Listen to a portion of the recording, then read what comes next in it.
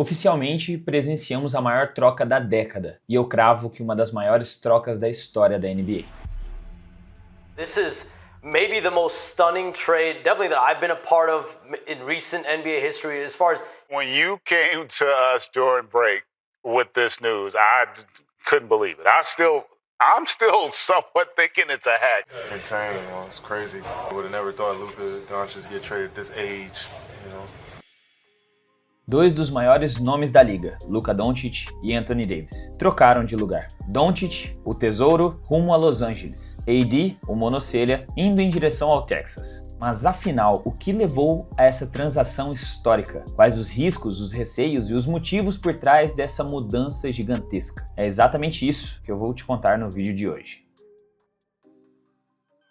Luka Doncic nasceu no dia 28 de fevereiro de 1999, em Ljubljana, na Eslovênia. Ele começou a jogar basquete ainda criança e rapidamente se destacou como um prodígio. Aos 13 anos de idade, ele já tinha assinado com o Real Madrid, um dos maiores clubes da Europa e do mundo. Aos 16, ele já estava jogando no time principal da equipe, e em 2018 liderou o Real Madrid à conquista da Euroliga, sendo eleito o MVP da competição, e se tornou uma sensação internacional antes mesmo de pisar na NBA. Luka Doncic with the full corner on the buzzer. Are you kidding me? The young man, 18 years old.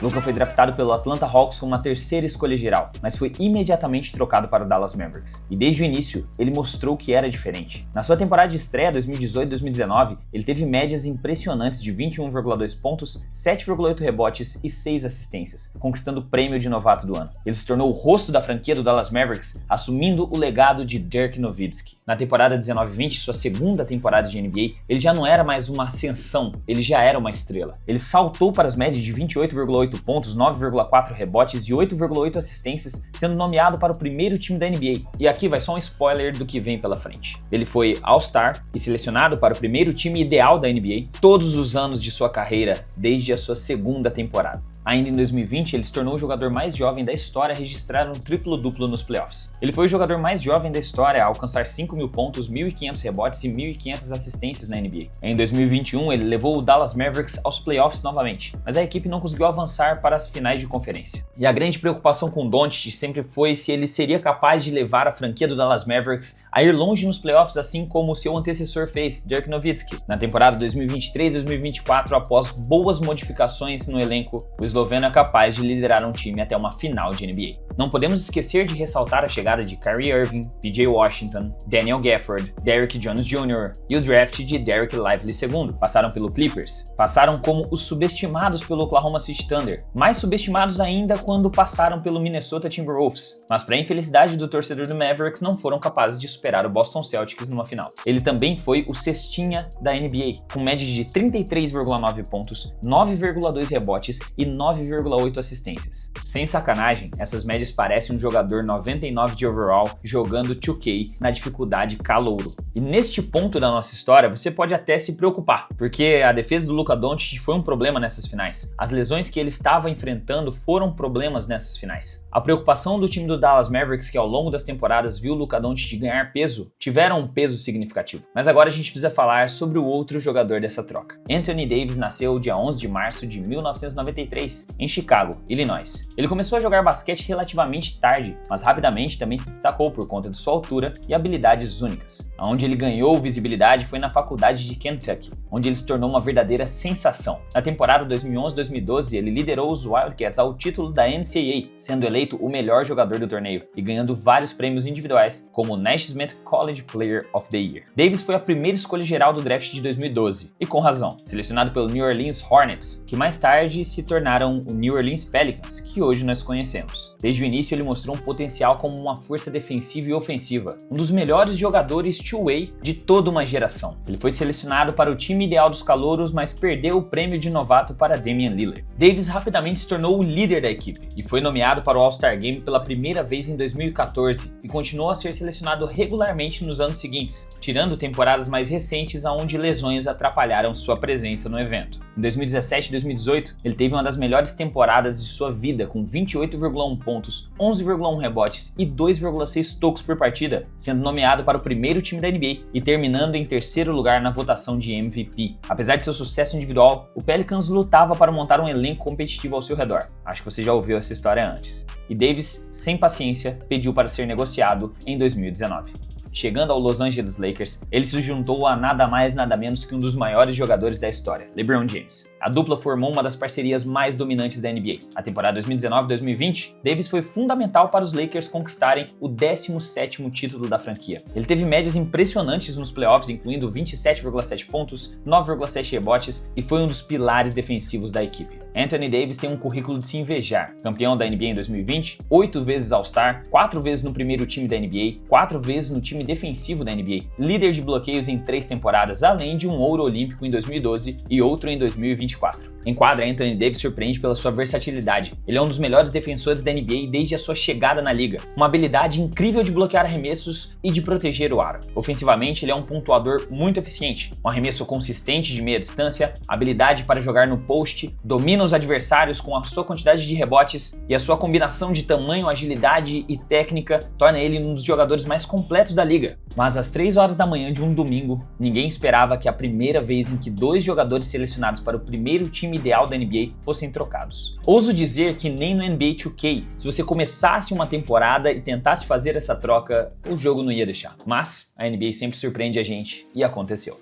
Nico Harrison, o General Manager do Dallas Mavericks, o homem responsável por tirar a lata de cerveja da mão de Luka Doncic durante a comemoração do título da Conferência Oeste. Esse mesmo cara trocou a superestrela do Mavs sem ao menos entrar em contato com o mesmo. Rob Pelinka, General Manager do Los Angeles Lakers e amigo de Nico Harrison, estava numa noite de sábado comemorando a vitória do Lakers para cima do New York Knicks quando ele recebe uma ligação. Eu acredito que tenha sido algo mais ou menos assim. Alô Rob, eu estou interessado em trazer Anthony Davis para o Dallas Mavericks. Poxa Nico, esse daí não está disponível. E se eu mandar o Luka Doncic? Poxa Nico, você vai ter que buscar o Anthony Davis no aeroporto no domingo de manhã, hein? O Los Angeles Lakers enviou o Anthony Davis, Max Christie e uma escolha de primeira rodada de 2029.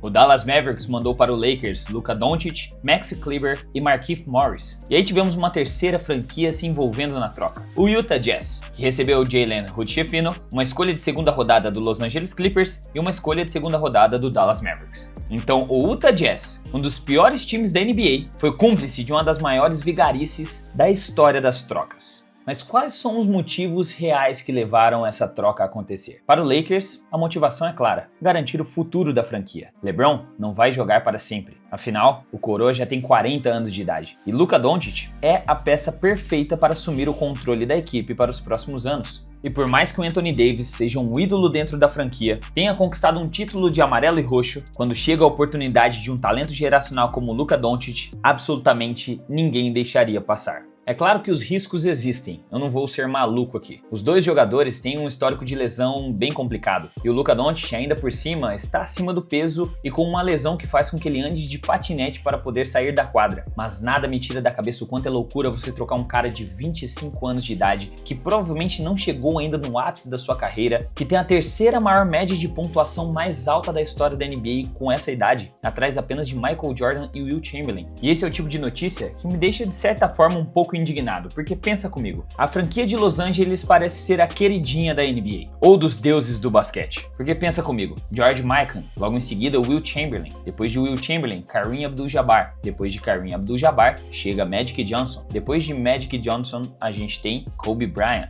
junto com ele, Shaquille O'Neal. De repente esse duo se separa e fica apenas o Kobe, mas alguns anos depois, Kobe Bryant e Paul Gasol. Mais títulos vêm para a franquia, e aí fica apenas o Kobe mais um monte de garotos jovens. Após a aposentadoria de Kobe, esses garotos jovens viram LeBron James e Anthony Davis, que lideram a franquia para mais um título. E após esse título, mesmo Anthony Davis e LeBron James serem um dos duos mais impressionantes da NBA, do monocelha ter dado sangue e a vida por essa franquia, o Lakers recebe Luka Doncic, para garantir mais 10 temporadas de alegria para o torcedor. Agora esse time do Lakers vai ter que se virar para trazer mais defesa e mais pivôs para o elenco, além de fazer com que o jogador mais disciplinado e que tem a maior longevidade da história da NBA, está em sua 22ª temporada parecendo um garotão, faça com que Luka Doncic tenha um pouco de sua mentalidade. Agora precisamos falar pelo lado do Dallas Mavericks. Ainda é difícil de acreditar que eles tiveram coragem de trocar a maior estrela da equipe. E aquele GM que eu citei para vocês, o Nico, disse a seguinte frase, abre aspas, a defesa ganha campeonatos. E eu acredito que ter um pivô a nível primeiro time de defesa e nível time ideal da NBA, com a mentalidade de defensor, vai aumentar as nossas chances de ser campeões agora e no futuro.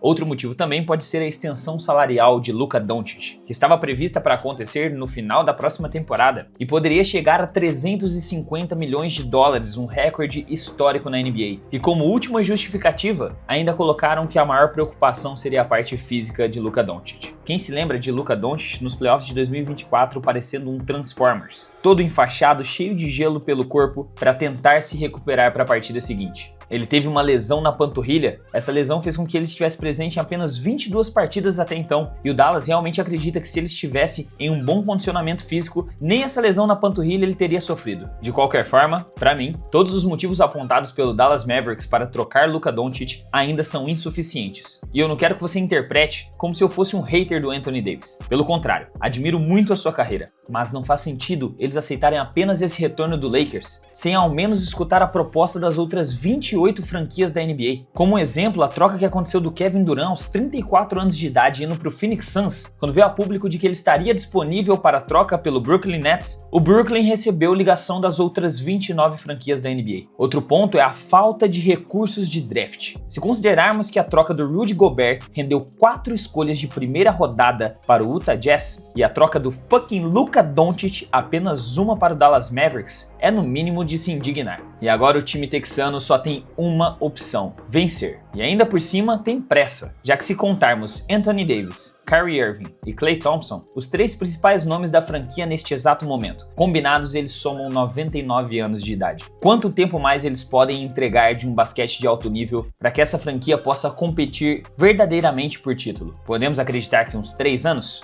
É quase como se eles tivessem trocado 3 anos de competitividade por 10 anos de longevidade. E na minha humilde opinião, algo aconteceu por trás das câmeras. Tem algum motivo por trás dessa troca que a gente não está sabendo. E eu acho que no curto período de tempo pode ser que o Dallas Mavericks tenha uma melhora significativa e que o time de certa forma possa competir de uma forma diferente como foi na temporada passada, onde dependia dos 2 principais jogadores, os 2 armadores, Luka e Kyrie, para poder carregar a equipe para uma vitória. E o Lakers recebeu o item mais valioso que o Dallas Mavericks podia proporcionar. Tempo. O tempo para planejar um elenco após a saída de LeBron. O tempo poupado em tentar buscar uma nova futura estrela para a franquia. O tempo de dúvida que o time poderia ter em achar um outro jogador a nível MVP. Oficialmente, tem um novo xerife em LA, que LeBron Raymond James já sabe para quem vai deixar a coroa.